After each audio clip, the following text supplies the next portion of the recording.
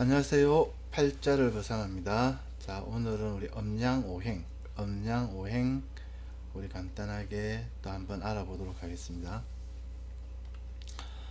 우리가 기본 명리도구 이렇게 쭉 지금 공부를 하고 있거든요. 그래서 오늘은 이 음양오행에 관해서 한번 알아보겠습니다. 이게 음양이라는 게 뭐 간단히 생각해 보면 남자, 여자, 하늘, 땅, 그죠? 그 다음 또 뭐가 있죠? 뭐 식물, 동물, 뭐 이렇게 기준점을 이렇게 자유롭게 두면은 엄청나게 이렇게 많이 우리가 정할 수가 있잖아요. 반대 기운이죠, 그죠? 반대 기운. 그래서 항상 우리가 어떤 하나의 기운이 강하면은 그 반대 기운이 왔을 때 유용성이 생긴다. 유용수는 쓰임이 있다는 말이잖아요. 뭐 돈이 된다, 쓰임이 된다, 막 이런 뜻이거든요. 그래서 이제 뭐 격국용신으로 사주를 보시는 분들은 이 사주에서 어떤 화기운이 강하면은, 그죠? 수를 갖다가 용신으로 삼잖아요. 그래서 수가 와야 뭔가 유용성이 생긴다 이렇거든요. 그래서 격국용신이든 뭐 제가 통변하는 이런 뭐 그림 보듯이 연극 보듯이 뭐 똑같은 개념이에요. 그죠? 설명하는 방법이 조금 틀릴 뿐이지. 그래서 그런 관점의 음양을 항상 우리가 늘 생각을 해야 됩니다. 그래서 이제 제일 중요한 거는 이제 이 유용성, 방금 뭐 격국용신의 용신 개념이 되겠죠. 유용성, 뭐가 와야 뭔가 지금 현재 이 강한 기운들이 쓰임이 있다, 돈이 된다 이런 개념.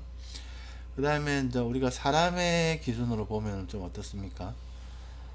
덥다, 춥다, 한겨울, 한여름. 한겨울, 한여름은 유용성이 없겠죠. 우리가 사람을 뭐 음양의 기준으로 두고 보면은 계절을 갖다가 음양의 기준으로 두면은 그래서 뭔가 대운도 한겨울, 자축대운, 뭐 오미대운 이런 데는 굉장히 뭐 덥고 추우니까 일이 잘 안 된다.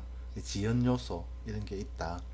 뭐 봄, 가을은 크게 그런 게 없는데 그래서 그런 부분도 대운을 기준으로 해서 또 볼 수도 있겠죠. 사람을 보면은. 그 다음에 남녀의 경우에는 어떻게 되겠습니까? 남녀의 경우. 남자 같은 경우에는 기본적으로 음양으로 보면은 양의 기운이 많기 때문에 음의 기운이 좀 많으면 좋겠다. 여자 같은 경우에는 기본적으로 음의 기운이 많기 때문에 양의 기운이 많으면 좋겠다. 이거는 사주팔자 원국에서도 그렇고 대운에서도 그렇고 그렇죠. 대운의 기준으로 보면은 양대운은 어떻게 볼 수 있겠습니까? 봄, 여름이겠죠. 임묘진, 사오미 대운. 그 다음 음대운은 신유술, 해자축 대운 이렇게도 볼 수 있죠. 그리고 운동성으로 보면은 우리가 양운동을 하는 거는 인호술, 해묘미, 음운동을 하는 거는 신자진, 사유축, 그죠? 여자가 어쨌든 음대운이든 음운동이든 이런 대운을 긋고 있으면은 또는 사주에서 음의 글자가 많으면은 조금 음양의 균형, 음양의 덕 이걸 못 맞추기 때문에 뭔가 좀 번거롭고 좀 아픔이 있다. 남자는 그거 안 되겠죠. 남자의 사주에 뭐 양의 글자가 많다든지 아니면 대운에서 양대운을 긋는다든지 양운동을 하는 대운을 긋는다든지 이러면은 상당히 뭔가 힘들다, 번거롭고 그런 개념으로 보시면 됩니다. 자, 원국도 마찬가지죠. 그래서 우리가 역학에서 얘기하는 음양은 양, 양, 이게 반복이에요. 그죠? 항상 좋을 수만 없고 항상 안 좋을 수만 없다. 그래서 내가 지금 힘들고 좀 괴롭더라도 반드시 좋아진다. 반드시 좋아진다. 내가 좀 좋고 이렇더라도 고난의 시기가 올 수도 있다. 올 수도 있다. 그걸 늘 염두에 두고 좋을 때나 힘들 때나 항상 그런 관점에서 삶을 살면은 한결 좋다. 예. 우리가 사주를 이렇게 이제 뭐 음양오행이라든지 육친 간지 쭉 제가 뭐 기본 명리도구라고 올려놨는데 이 공부를 하는 이유가 뭐냐면은 사주풀이를 할 때 다 써먹는 거예요. 제가 방금 말씀드렸죠. 사주를 갖다가 딱 이렇게 폈는데 여자다. 양의 글자가 많다, 음의 글자가 많다. 그럼 기본적으로 뭔가 이렇게 좀 사는데 좀 편하다, 안 편하다, 이게 바로 나오잖아요. 그죠? 간단하게 보면은 대운이 뭐 신유술, 술유신, 여잔데 술유신으로 간다. 아, 뭔가 좀 불편하겠구나. 미호사로 간다. 어쨌든 뭔지는 모르겠지만 뭔가 좀 그래도 괜찮구나. 여자다, 대운, 그죠? 원국 사주에서도 지금 보면은 하나 둘, 이거는 양운동 두 개, 하나 둘, 엄운동 두 개잖아요. 그죠? 그러면은 뭐 이건 중간 정도 됐네. 좋을 때도 있고 안 좋을 때도 있네. 연월리시로 잘라보면 어떻습니까? 젊은 날은 좀 괴로워도 뭐 뒤로는 낫다. 아, 요건 해묘미는 양운동이죠. 양의 글자가 많죠. 양운동을 하는 글자가. 전체적으로 엄운동 하나, 양운동 세 개니까 이 팔자는 그렇게 나쁘지 않다. 예, 우리가 그렇게 볼 수 있겠죠. 이런 사주풀이에 이게 다 쓰인다는 거예요. 그래서 이게 좀 답답하고 처음에 이해도 안 되고 뭐 재미도 없고 하더라도 이런 것들은 공부를 하셔야 됩니다. 예. 그럼 음양은 뭐 두 개잖아요. 좋다, 싫다. 그 왜 좋으냐, 왜 싫으냐, 이렇게 또 들어가야 되잖아요. 그게 오행이에요. 오행. 목화토금수. 목생화, 화생토, 토생금, 금생수, 수생목. 이거는 생을 하는 개념이죠. 그 다음에 금극목, 목극토, 토극수, 수극화, 화극금. 이건 극을 하는 경우죠. 극은 그냥 컨트롤 한다, 제어한다, 이렇게 보시면 돼요. 그래서 내가 지금 이게 양이라서 지금 여자의 경우 지금 내 대운이 양대운이라서 좋은 건 알겠다. 왜 좋으냐? 그러니까 이 양대운이 화더라. 여름에 화기운이더라. 그럼 이 화가 그 사람한테 화기운이 와서 좋더라. 왜 좋으냐? 좋다. 왜 좋으냐? 화기운이 와서. 그럼 화가 뭐냐? 이렇게 들어가겠죠. 그러면은 그거는 뒤에 이제 다음 시간 할 육친이에요. 이게 식신이냐, 재물이냐, 관성이냐, 인성이냐, 비겁이냐. 이거는 또 한 단계 더 들어가겠죠. 그래서 순서가 그렇게 돼요. 좋다. 왜 좋으냐? 그래서 그게 뭔데? 까지 들어가는 거예요. 대충 이렇게 이해가 되시겠죠? 오늘 음양 오행이니까 오행에 대해서 한번 볼게요. 목은 봄의 기운이에요. 화는 여름의 기운이에요. 토도 여름의 기운이에요. 이게 여름의 기운이다, 봄의 기운이다 하는 게 이 봄에 이 목 기운이 가장 강하기 때문에 그래서 그 계절에 배속을 시켜 놓은 거거든요. 여름에는 화토가 강하고 가을에는 금기운이 강하고 겨울에는 수기운이 강하고, 그죠? 그래서 목화토금수를 계절에 다 배속을 해놨어요. 그래서 우리가 목화토금수 이렇게 외우지 말고 봄, 여름, 가을, 겨울로 외우면은 이해를 하면은 한결 이 어미학장이 좀 풍부해집니다. 풍부해집니다. 목은 나무목 이렇게 하면 그걸로 끝나는데 봄이라는 생각을 같이 하면은 아, 봄의 기운이 높더라, 높을고 뭐 만물이 막 치고 올라가잖아요. 그리고 크더라, 클때 막 아름드리 나무 이런 거 생각하면 되겠죠. 그 다음에 목은 우리가 동력에 동쪽으로 하잖아요. 동력 동자, 숫자로는 38, 색깔은 푸른색. 봄의 기운을 항상 생각하면서 목을 생각하자. 여름의 기운은 이제 화기운이잖아요. 화니까 뭐 빛광, 태양, 그 다음 밝을명, 그 다음에 숫자로는 27, 붉은색. 여름의 기운이 많은 사람들은 이게 밝으니까, 화나니까 뭐 속이고 감추고 이런 걸 못해요. 사람들이. 뭐 사람들 보면 좀 그런 사람들 있잖아요. 뭔가 숨기고 하는 거는 뭔 자기 스타일이 아니라서 못하고 막 이렇게 다 오픈하고 하는 사람들 있잖아요. 화기운이 많다고 봐야 되겠죠. 그 다음에 이제 토기운은 뭐 언덕구 상징으로 하면은 가운데 중 밭전, 숫자로는 50, 노란색. 이게 토기운이 이제 여름에 되면은 항상 강해지거든요. 옛날에 보면 계절이 이제 봄, 여름, 그 다음에 여름에서 가을로 가기 전에 장하라 해가지고 맨 끝머리 한 미월의 중간쯤에서 마지막 정도, 그걸 장하라 해가지고 이 계절이 따로 있었답니다. 예, 예. 그 다음에 가을의 기운은 어떻습니까? 금기운이죠. 가을을 생각하면 되겠죠. 열매, 열매 실자, 금전전자, 사구, 흰색, 하얀색 이런 상징성들. 그리고 가을이니까 이게 낙엽이라든지 열매라든지 이런 것들 분리를 해야 되잖아요. 그래 분리라든지 이런 상징도 있다. 그리고 우리가 인의 예지 있잖아요. 인이 봄에 배속이 되고 그 다음에 어가 가을에 배속이 되거든요. 어가 뭐냐면은 이 월이 그 다음에 어 뭐죠? 그 아무튼 똑바로 살자 뭐 이런 것들. 그 다음에 얘는 인의 얘는 이제 여름의 기운, 지는 겨울의 기운, 인의 예지 이렇게 또 배속을 하거든요. 그래서 항상 어떤 하나의 기운의 상징성들 어떤 것들이 배속되어 있는가 이걸 생각하면서 이렇게 공부를 하시면 좀 재밌습니다. 예를 들어서 이제 뭐 어떤 학생이 왔는데 뭐 여러 가지 쭉 대학이 있는데 이 금을 갖다가 대학을 쓴다, 관으로 쓴다. 그래서 자기가 뭐 A대, B대 이렇게 있다, 숭실대 있다 그러면 어디로 가겠습니까? 숭실대죠. 왜요? 열매 실자가 있으니까. 그죠? 예, 그런 식으로 우리가 조금씩 조금씩 이렇게 쓰입니다. 예. 뭐 삼성 같으면 어디겠습니까? 38목이니까 삼성 가는 사람들은 뭐 목의 기운을 관으로 쓰면은 삼성을 가겠죠. 그 다음에 겨울의 기운은 수는 이제 밤이고 하나일자. 하나일은 뭐냐면은 우리가 이렇게 모든 그 기운들이 응축된 씨앗 같은 거잖아요. 그건 하나잖아요. 우리 블랙홀처럼. 그래서 하나라는 그런 상징성이 있어요.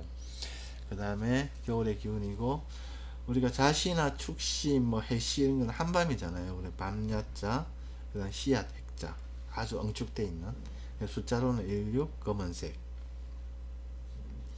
이렇게 우리가 목화토금수의 이 상징 의미 그냥 나무다 하는 것보다는 훨씬 더 이렇게 풍부하잖아요. 그죠? 우리가 그래서 나무 이렇게 하지 말고 봄 그죠? 화 하지 말고 여름 그죠? 금 하지 말고 가을, 수 하지 말고 겨울 이런 식으로 항상 계절적인 의미를 목화토금수에 배속을 하자. 예. 그렇게 하면은 한결 좋습니다. 이게 보면은 이제 우리가 기묘일주인데 이 회사를 갖다가 사업하는 친구인데 허브정보통신이에요. 허브정보통신 이게 뭐냐면은 기가 언덕구 가운데 중자 뭐 이러잖아요. 그죠? 그래서 가운데 센터 이래가지고 허브정보통신 이런 상징을 가져가는 거예요. 묘가 요 옆에 있잖아요. 그죠? 이 관이잖아요. 명함이잖아요. 회사 이름. 회사 이름에 허브가 들어가 있다. 그 다음에 우리 친구는 태민정보기술인데 태민 같으면은 이 클테차 나무 목자가 있잖아요. 여기 관인데 여기에 지금 나무 목자가 있잖아요. 그죠? 그러니까 태민 클테가 들어가서 태민정보기술이다. 이것도 이런 것들을 보면은 정말 이 오행의 상징들이 자기 실생활에 많이 접목되어 있어요. 자기는 뭐 이름이 좋아서 허브정보통신을 지었는데 알고 보니까 이런 가운데 중자라든지 이런 센터라든지 이런 기운을 받고 있더라는 거죠. 자기가. 예. 아무튼 이거는 본인 사주를 깊이 공부할 때 이런 상징들이 상당히 도움이 됩니다. 예. 그래서 이런 상징 나무가 아닙니다. 봄의 기운 항상 생각하시면 좋다.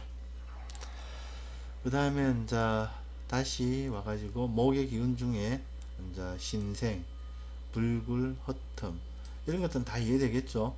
이렇게 봄에는 뭔가 만물을 키우고 뭐 가득히고 만들고 솟아나고 이런 기운이잖아요. 그러니까 새로운 것. 그 다음에 그렇게 하려면 불굴의 의지가 있어야 되겠죠. 그래서 간목 같은 경우에는 진짜 고집이 세고 거의 뭐 내가 뭐 부러질지언정 휘지는 않겠다 이런 성격들이거든요. 그 다음에 뭐 흩어버린다. 흩어버리는 건 뭡니까? 내가 새로 시작하려면은 기존에 있는 거는 다 버려야 되잖아요. 그래서 흩어버린다. 특히 뭐 갑일주, 갑일간 이런 사람들은 뭔가 부모로부터 뭔가 지원을 받았다. 그러면은 다 이렇게 흩어버리고 그러니까 쉽게 하면 다 탕진하고 나서 새로이 자기 일을 시작한다. 그렇게도 봅니다. 그래서 목이라든지 목에 이런 그 기운 중에 허텀이라는 것도 있다. 그 다음 객지는 뭡니까? 새로 시작해야 되니까 새로운 땅으로 가야 되겠죠. 그 다음에 목은 어린 것. 어린 것이 한 중고등학생, 뭐 그 정도로서 초등학생, 중고등학생, 중고등학생 정도로 보면 되겠네요. 아주 어린 거, 유아, 유딩은 요 수가 있거든요, 수. 예, 유아, 그죠? 예, 그런 개념으로 좀 보시면 됩니다. 그 다음에 봄이니까 꿈도 많고 기획, 디자인, 인테리어 이렇게 이 봄의 기운의 상징성들입니다. 그래서 이렇게 목을 갖다가 뭐 어떤 식재관, 식신으로 쓴다, 재물로 쓴다, 아니면은 관성으로 쓴다 그러면은 이런 분야에 뭐 일을 할 거다, 또는 일을 하면 오래 하고 좋다, 이렇게 이제 풀이가 되는 거죠. 그 다음에 화는 급하다. 당연히 불이니까 급하죠. 성패가 다단하다. 폼생 폼사. 아무래도 이렇게 화나니까 폼을 진단 말이에요. 폼에 죽고 폼에 산다. 폼생 폼사. 다혈질. 그 다음에 뭐 하늘이 뜬다. 이거는 뭐 화기운이 위로 뜨는 성질이잖아요. 그래서 뭔가 업되면은 상당히 사람이 업이 된다. 그런 뜻입니다. 그 다음에 이제 화가 이제 빗소리 전기전자. 그러니까 내가 화를 갖다가 식재관으로 쓰는 사람들은 빗소리 전기전자 쪽에 가담을 하면은 좋겠다. 뭐 이렇게 통변이 되겠죠. 그 다음에 토는 보수, 그 다음 늙은, 폼생폼사, 중계, 주스 모으다, 황희정선 이런 것들은 다 뭡니까?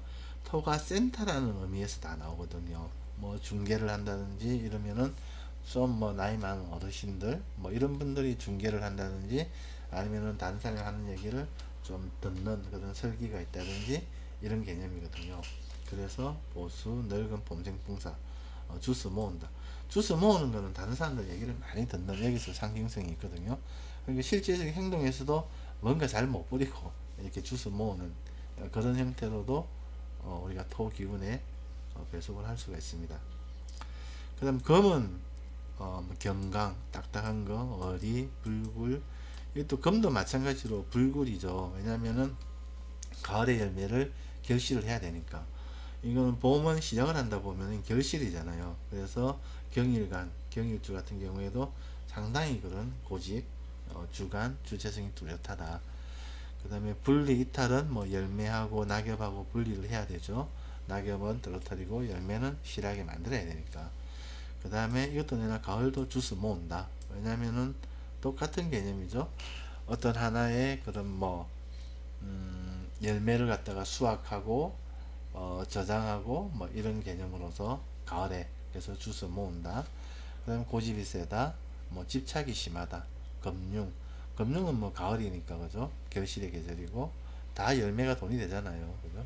그 다음에 권력, 쇠, 공장 이런 게 되겠죠. 집착 이거는 뭐 이 고집에서 나온다고 보면 돼요. 집착이 좀 심하다 이런 것들은. 네. 어떤 사람들은 이렇게 원리를 가지고 집착을 하더라고요. 뭐 이렇게 목욕탕도 잘한 거고 이런 식으로 때와 의리를 지킨다 뭐 이런 식으로. 아무튼 이거는 다 상징성이니까 여기에서 본인들이 다 엎어 가지고 더 추가적인 의미들이 있으면은 다 이렇게 플러스 해 가지고 생각을 하시면 됩니다. 그 다음에 겨울의 기운 수 같은 경우에는 뭐 숨는다, 유화 또는 뭐 글공부. 글공부 같은 건 뭡니까? 밤에 뭐 겨울에 할 일이 없으니까 뭐 공부를 한다 이렇게 봐도 되죠. 그리고 해자축이 보통 우리 도문이에요. 또 닦는 사람들 그죠? 겨울에. 그래서 그런 공부, 뭐 세속의 일을 돌보지 않는다. 겨울에는 뭐 할 일이 없잖아요, 그죠? 그리고 또 밤에는 할 일이 없잖아요. 낮에 이렇게 환할 때 우리가 뭐 오전이든 오후든 낮이든 일을 하지 밤에는 뭐 일이 없잖아요. 그래서 뭐 세속의 일을 돌보지 않는다 이런 통변도 나옵니다. 그 다음에 귀신, 뭐 밤에는 당연히 그렇죠. 귀신처럼 있는 듯 없는 듯. 이 수기운이 조금 유화라는 이 부분도 좀 그래요. 이게 수기운이 수일주 또는 뭐 토일간 같은 경우 수를 배우자로 삼잖아요, 그죠? 그러면 배우자의 성향이 조금 애기 같은 뭐 그런 성향이에요. 또 그런 성향의 배우자와 인연이 돼야 또 인연도 길고 다 응용이 됩니다. 다 응용이 토일가는 술을 남자 같은 게 배우자를 삼으니까 마누라가 집사람이 조금 애기 같다, 또는 뭐 귀신 있는 듯 없는 듯 뭔가 이렇게 돛닦는다고 뭐 역학책이라든지 아니면 깨달음이라든지 이런 데 관심이 많다든지 공부를 열심히 책을 많이 보고 공부를 열심히 한다든지 뭐 세속의 일에는 조금 이렇게 재주가 없다든지 이런 거예요. 이렇게 우리가 응용을 합니다. 뭐 술을 갖다가 관으로 쓰는 사람들은 누굽니까? 이렇게 만약에 여성 같은 경우는 병일간이죠. 병일주나 그러면은 이런 성향의 배우자의 성향이 좀 이렇게 이와 비슷할 것이다. 그리해야 서로 인연이 길다. 이렇게 보는 거죠. 서로 바꿔가면서 쭉 하면 되겠죠. 예를 들어서 토일관 같은 경우에는 목이 만약에 자녀잖아요. 그래서 가능하면은 자녀들이 목은 털어먹는다 했으니까 창신 이렇게 자수성가해 버리니까 가능하면은 자녀들한테 뭐 일찍 뭐 지원한다거나 하는 건 하지 말고 자녀들이 결혼을 해가지고 배우자나 자식의 기운으로 함께 살 때 그때 가서 좀 도와주는 게 낫다. 미리 도와줘봐야 다 털어먹으니까 또 우리가 이렇게 상징적으로 미확장을 해서 풀이를 할 수가 있습니다. 자, 우리가 오늘은 음양오행을 간단히 했고요. 그래서 뭐 격국용신으로 뭐 좋다 싫다 이렇게 간단하게 보는 것보다는 이런 풀이가 많고 상징성이 풍부하니까 뭔가 우리가 사주를 바라볼 때 좀 더 나아요. 제가 항상 얘기하는 게 사주는 건축 도면이다. 인생 설계도다. 그렇거든요. 막 사주를 미신처럼 막 이렇게 뭐 물론 이렇게 이 사주풀이를 하는 통변을 하시는 선생님들의 잘못도 저는 있다고 봅니다. 뭐 네가 이러하니까 뭐 살풀이를 해야 된다, 부적을 써야 된다, 막 이런 형태들 말이에요. 그거는 안 돼요. 그거는 뭐냐면은 물론 이렇게 물어보는 사람의 욕심도 있겠죠. 내가 지금 이 건축도면 내 설계도에서 이렇게 안방이 좀 적게 예를 들어서 그게 뭐 부모덕이라 합시다. 부모덕이 조금 없게 이렇게 설계가 돼 있는데 이 부모덕을 키우려고 하는 욕심이 있으니까 그런 데 가서 부적 써라 뭐 해라 하면은 기가 솔깃하단 말이에요. 그죠? 그렇게 하지 말고 내가 안방이 적구나, 안방이 작네, 그러면은 뭐 안방이 적으면 다른 방이 크겠지. 거실이 크든지 뭐가 크든지 클 거라는 거죠. 그러니까 안방이 적으면 적다는 거 알고 그 적은 거에 대해서 욕심을 내면 안 된다는 거예요. 그리해야 이 건축 도면이 진짜 자기한테 인생 설계도로서 다가오고 친구처럼 느껴지고 항상 가까이 하면서 참조하면서 어떤 운이 오더라도 뭐 별 불편하기 없이 산다는 겁니다. 자, 오늘은 여기까지만 하고요. 다음 시간에는 또 육친 넘어가 보겠습니다. 육친이 뭐라 그랬죠? 음양은 좋다 싫다. 좋다 그러면 왜 좋으냐? 화 때문에 좋다. 화가 뭐냐? 화가 뭐 식신이든 재물이든 관성이든 인성이든 비겁이든 그렇다. 이렇게 넘어가는 거거든요. 예, 다음 시간에는 육친을 하고, 예, 오늘은 여기까지만 하겠습니다. 예, 팔자를 보상하셨습니다. 감사합니다.